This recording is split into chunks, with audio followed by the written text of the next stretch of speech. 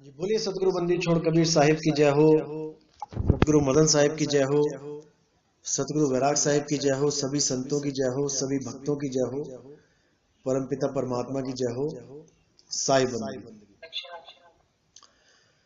तो जैसे कि पिछले सत्संग में बताया गया था आपको कि जो आपकी बुराइयां करता है या जैसे कोई मेरी बुराइयां करता है तो वो हमारा परम हितैषी होता है। असल में वो हमारा सबसे अच्छा दोस्त होता है।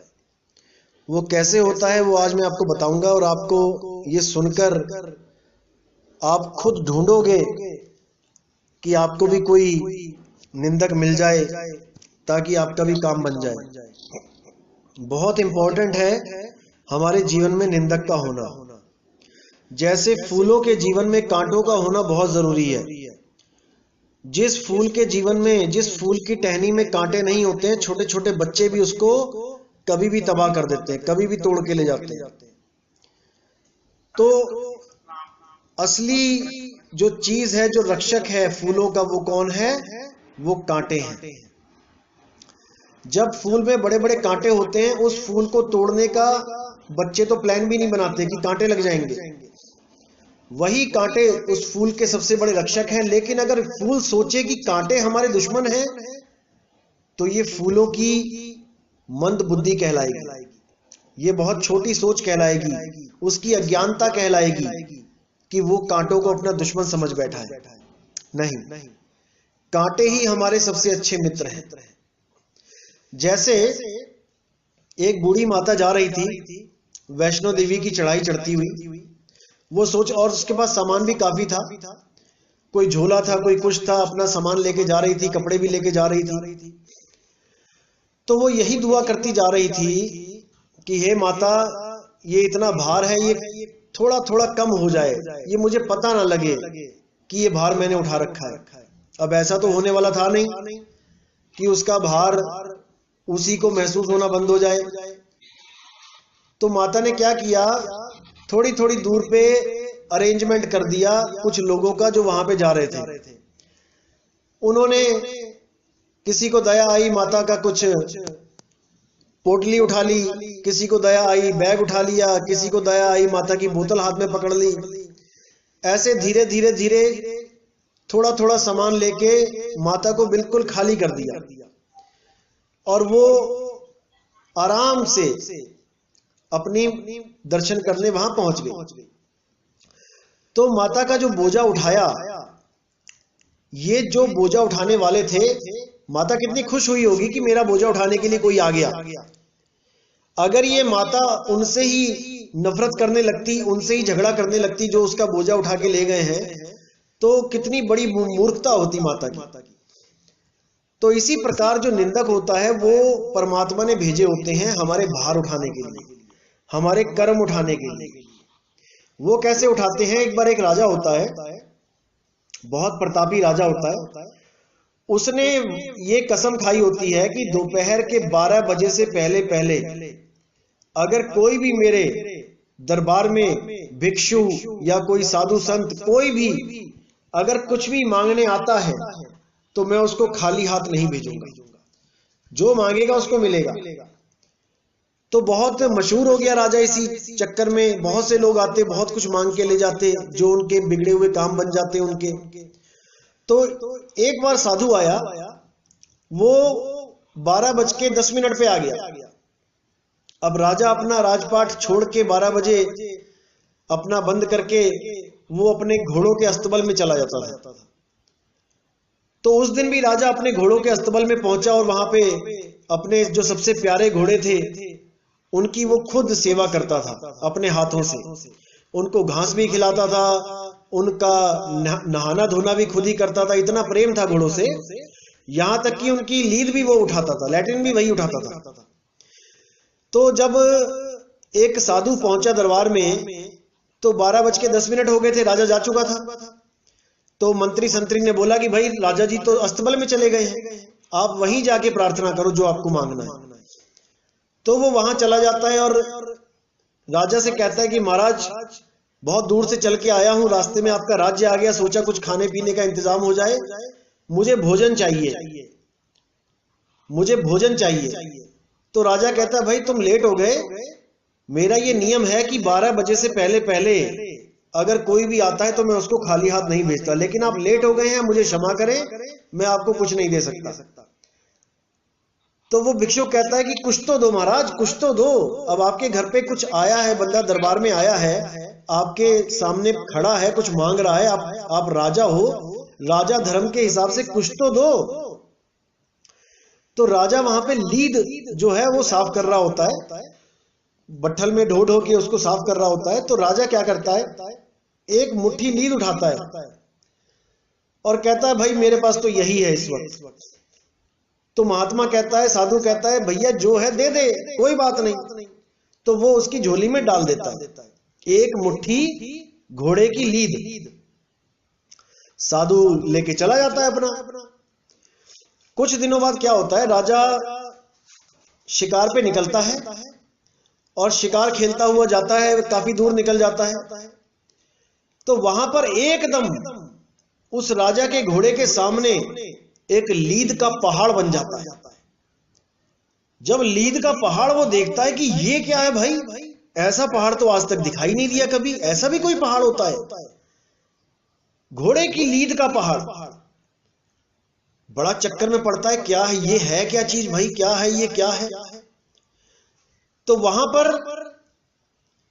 एक साधु प्रकट होता है और साधु बोलता है महाराज आप इतना चिंतित मत हो, वो इस पहाड़ को देख के, ये आपकी ही देन है, आपकी ही उपज है, ये आपके ही कर्म है। ये जो लीद का पहाड़ है ये आपको ही खाना है, ये आपको खत्म करना है खा खा के। राजा बड़ा हैरान हो जाता है, कहता है ऐसे कैसे हो गया भाई, मैं क्यों लीद का पहाड़ खाऊंगा।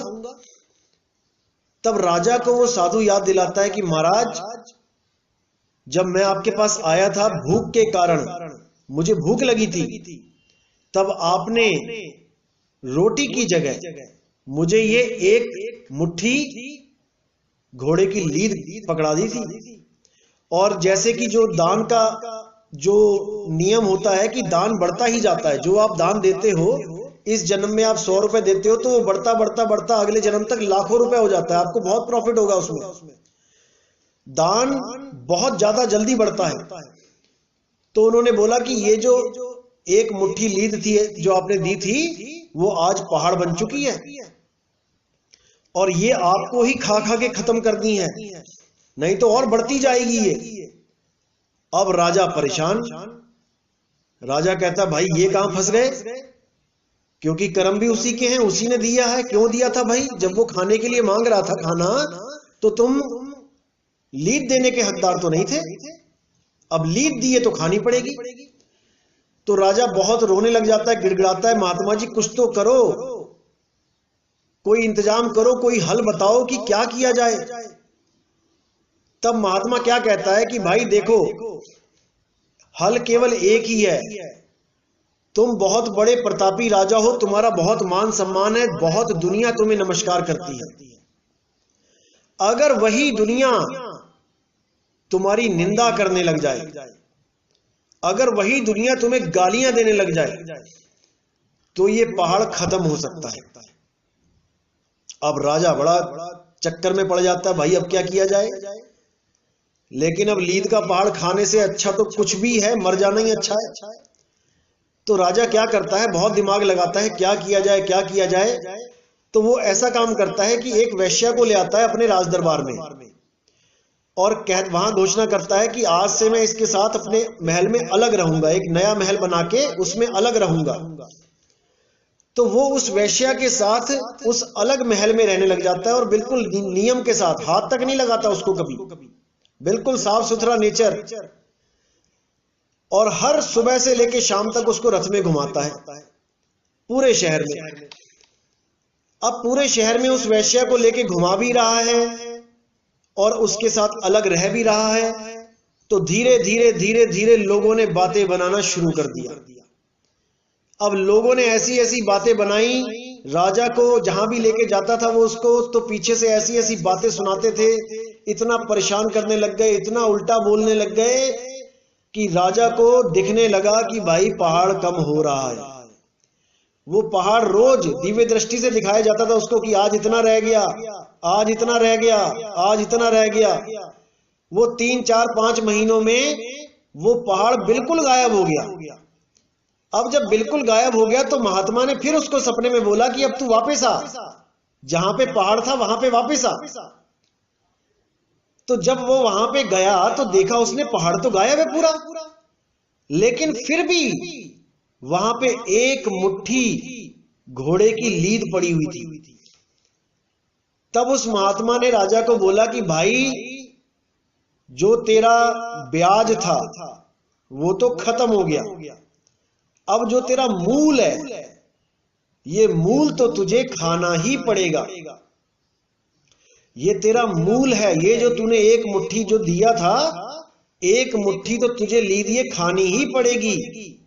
तो वो राजा बोला अरे महाराज जी इसका भी कोई इंतजाम कर दो, इतना बड़ा पहाड़ खत्म करवा दिया आपने, इतना बढ़िया इंतजाम बताया, ये एक मुट्ठी का भी इंतजाम कर दो, कुछ तो बताओ कैसे तो खत्म हो ये। तब उस महात्मा ने बोला कि देखो आज तक जगत वालों ने तुम्हारी निंदा करी थी, जगत वालों ने यानी आम आदमी ने, जैसे हम और आप आम आदमी हैं, अभी तक तुम्हारी आम आदमी ने निंदा करी थी, तो ये पहाड़ खत्म होके एक मुट्ठी लीद में बदल गया।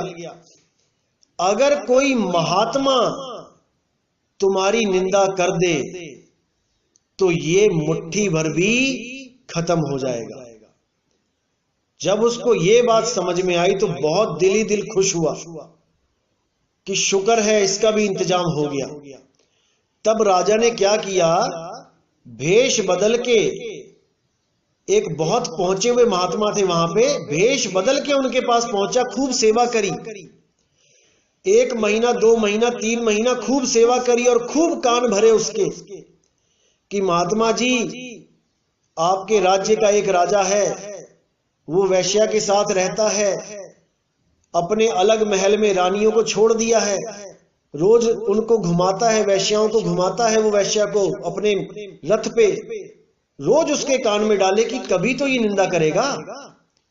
लेकिन महात्मा ने साफ बोल दिया कि हे राजन 3 महीने हो गए तुझे यही कहानी सुनाते हुए, मैं तुझे अब भी बोल रहा हूं कि मैं उसकी निंदा नहीं करूंगा, क्योंकि वो तू ही है और वो तुझे ही खाना पड़ेगा।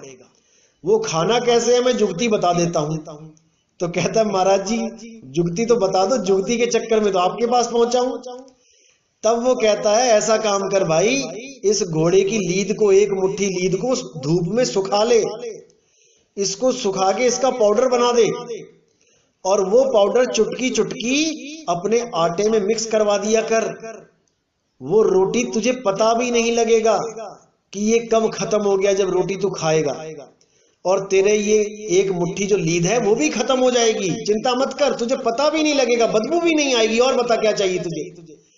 तो राजा बहुत खुश हुआ कि शुक्र है संतों के पास निंदा नहीं होती है, लेकिन संतों के पास हर सवाल का जवाब होता है, संतों के पास जुगती होती है और जुगती से ही मुक्ति होती है। तो वो राजा बहुत खुश हुआ और जाके उसने वही काम किया, उस लीद को सुखाया और उसमें एक एक चुटकी रोज अपने भोजन में डलवा के उसको आराम से खा गया, पता भी नहीं लगा, घिन भी नहीं आई। तो इसीलिए जो हमारे निंदक हैं, जो हमारी निंदा करते हैं, ये बहुत इंपॉर्टेंट है हमारे जीवन में। सबसे बड़ी बात तो ये है कि आपकी जब निंदा होने लग जाती है तब परमात्मा की तरफ से आपको एक लेटर आ जाता है कि अब आप आम आदमी नहीं रहे, अब लोग आपकी निंदा कर रहे हैं, यानी कि आप खास हो चुके हो, आप ऊपर उठ चुके हो, लोग आपकी टांग घसीट रहे हैं। अगर आप ऊपर नहीं उठे होते तो आपकी टांग कैसे घसीटते, क्योंकि टांग घसीटने वाला हमेशा नीचे ही रहता है, तभी तो टांग पे हाथ आएगा, उसके पैर पे हाथ पकड़ेगा वो। और पीठ पीछे निंदा करने वाला याद रखना हमेशा आपके पीछे रहता है, वो आगे नहीं आ सकता। इसलिए कबीर साहब ने बार बार बोला है कि निंदक नीरे राखिए और चलिए आज्ञा माही, कहे कबीरता दास को तीन लोक भय नाही। निंदक बहुत इंपॉर्टेंट है। आज मेरी इतनी निंदा होती है, हर ग्रुप में लोग निंदा निंदा निंदा निंदा, और यकीन मानना जो भी मुझे कोई भेजता है उनके कोई बोल वचन, तो मैं हंसता हूं कि शुक्र है परमात्मा का, शुक्र है ये अपना इतना इंपॉर्टेंट काम छोड़ के मेरी निंदा कर रहे हैं, मेरे कर्म उठा रहे हैं। परमात्मा का लाख लाख शुक्र है जो मेरे घर की सफाई हो रही है, वो भी फ्री में, कुछ देना भी नहीं पड़ रहा इन लोगों को। जैसे मैंने उदाहरण दिया था कि गली में सफाई कर्मचारी आते हैं, आपका कचरा उठा के लेके जाते हैं, एक एक लिफाफा रोज भर के देते हो आप, और महीने के बाद वो आपसे पैसे लेने के लिए खड़े हो जाते हैं दरवाजे पे। हाँ जी, 1 महीना हो गया, 100 रुपए दे दो, 150 रुपए दे दो, मांगते हैं ना। लेकिन आपके घर के बाहर का जो गंदगी है, सारी शहरों की गंदगी है, नालियों में जो गंदगी है, जो सुअर होता है, कुत्ते होते हैं, गिद्ध होते हैं, गिद्ध जंगल की गंदगी साफ करते हैं। कोई जानवर मर जाता है, कोई जानवर मर जाता है जंगलों में, तो उसकी बदबू, उसके सड़ने से फैलने वाली बीमारियां, ये सब गिद्ध खत्म कर देते हैं। और आपके जो नालियां हैं, नालियों में रोज गंद पड़ा रहेगा, नालियां साफ नहीं होंगी, आप बीमार पड़ जाओगे, नालियों में ढेर लग जाएगा, ब्लॉकेज हो जाएगी। तो ये जो सुअर होते हैं, ये आपकी नालियों में मुंह डाल डाल के गंद खाते हैं और आपकी नालियां साफ कर देते हैं। इसी प्रकार ये जो निंदक होते हैं, ये ऐसी ऐसी बातें करते हैं, ऐसी ऐसी बातें करते हैं कि आपका घोर से घोर कर्म, जिसके लिए आपको फांसी भी हो सकती थी, ये अपने सिर पे उठा लेते हैं, और उसके बाद सारी उम्र ये आपके पाप को ढोते रहते हैं, ढोते रहते हैं, और आप उस बूढ़ी माता की तरह आराम से खाली हाथ अपने मुकाम तक आराम से बिना बोझे के पहुंच जाते हैं। इसलिए निंदक सबसे प्यारे हैं। कबीर साहब ने तो यहां तक बोला, निंदक जीवे जुगन जुगन और काम हमारा होवे।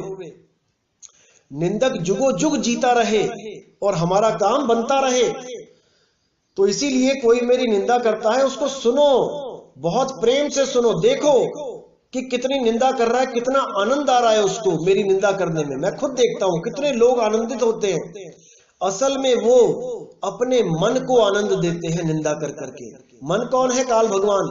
वो ड्यूटी कर रहे हैं मन की, क्योंकि मन इन्हीं इंद्रियों के द्वारा सुख चाहता है। और निंदा एक ऐसी चीज है, निंदा चुगली इतना बड़ा सुख है इन दुनिया वालों के लिए कि बच नहीं सकते निंदा चुगली से।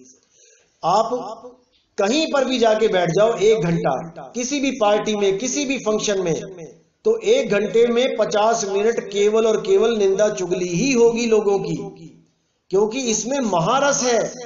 लेकिन दुनिया वालों के लिए, एक साधु संत के लिए निंदा का महारस नहीं होता। एक साधु संत हमेशा निंदा से बचता है, कभी पलटवार नहीं करता। इतने मैसेज आते हैं, इतनी लोग फालतू बातें करते हैं, मैं कभी पलट नहीं वार करता, कभी नहीं। जो बोलता है बोलने दो, हमने अपना काम करना है और अपना काम करके यहां से निकल जाना है। हमने किसी से कुछ नहीं लेना। जो हमारी निंदा कर रहा है, जी सदके है जी, परमात्मा की दया है कि उसने ये काम अपने आप अपने सिर पे रख लिया और हमारी निंदा कर करके हमारे सारे कर्म ढोता ही जा रहा है। मैं चाहता हूं कि ऐसे लाखों लोग आए जो हमारी निंदा करें और हमारा बड़े आराम से काम बनता जाए और इसी जन्म में हम सब मुक्त हो जाए। तो आज का सत्संग यही समाप्त करेंगे और कल 5:30 बजे मिलते हैं। बोले सतगुरु बंदी छोड़ सतगुरु सत्य कबीर साहिब की सदाई जय हो, सतगुरु मदन साहिब की सदाई जय हो, सतगुरु वैराग साहिब की सदाई जय हो। साहिब बंदगी सतनाम।